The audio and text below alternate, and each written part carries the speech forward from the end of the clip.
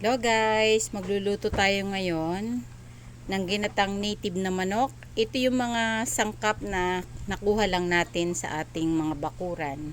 Start na tayong magluto ng ginatang native na manok. Dito kami guys nagluluto sa gatong na kahoy.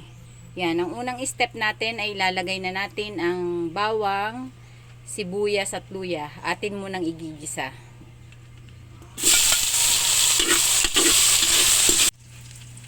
Ito guys yung native na manok na ating gagatan. Medyo brown na yung bawang, sibuyas at luya. Pwede na nating ilagay yung manok. Hayaan na natin magisa.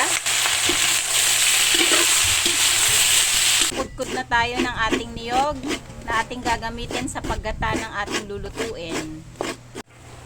Lagay na natin guys ang paminta. At takpan ulit natin.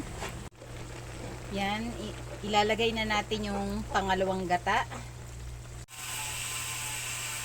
Lagyan natin guys ng patis. Lagyan natin guys yung papaya at ating haluin.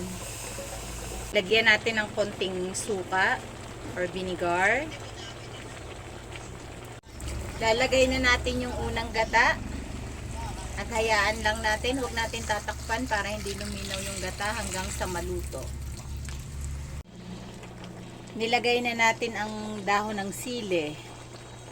Yan, luto na ang ating ginatang native na manok. Thank you!